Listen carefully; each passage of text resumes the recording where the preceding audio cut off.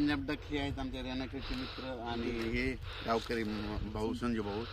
तर आज या मी शेतामधून शेतकऱ्याला अंदाज देणार आहे. तर आम्ही दोनच पिकं घेतो शेतकऱ्याला, सोयाबीन घेतो ना हरभरा. या बाई हरभऱ्याचं रान सगळं रेडी करून ठेवलेलं आहे. म्हणजे आज जर उद्या जरी पाऊस पडला तर आम्ही पेरायलाची तयारी, इतकी तयारी करून ठेवलेली. आणि राज्यातल्या शेतकऱ्याला आता अंदाज देणार आहे, कारण की राज्यात आता शेतकऱ्याचा कांदा काढणी चालू आहे, गहू काढणी चालू आहे, काही जणांचा हरभराचा कडवा देखील आहे, मका देखील उघड्यावर, वीटभट्टीवाले देखील आहेत. म्हणून सगळ्यासाठी खास करून अंदाज देणार आहे. मग 11 तारखेपर्यंत चांगला 42, 43, 44, 43 अंशापर्यंत पारा वाढत जाणार आहे, म्हणून हा अंदाज लक्षात द्यायचा. आता राज्यातल्या शेतकऱ्याला सांगू इच्छितो, हळद शिजवायला काय हरकत नाही, त्याच्यानंतर कांदा काढायला हरकत नाही.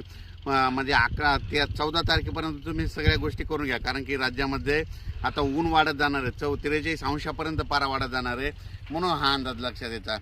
कांद्यावाल्याने कांदा काढायला सुरुवात करायची, हळद शिजवायला सुरुवात करायची, हरभरा काढायचं असं काढून घ्या, गहू काढून घ्या. राज्यात सध्या काही पाऊस येणार नाही.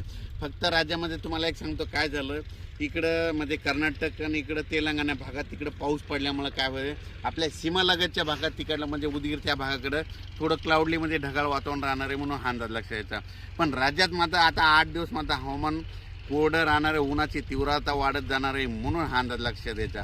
अचानक वातावरणात बदल झालं तर लगेच एक उद्या मेसेज दिला जाईल. धन्यवाद.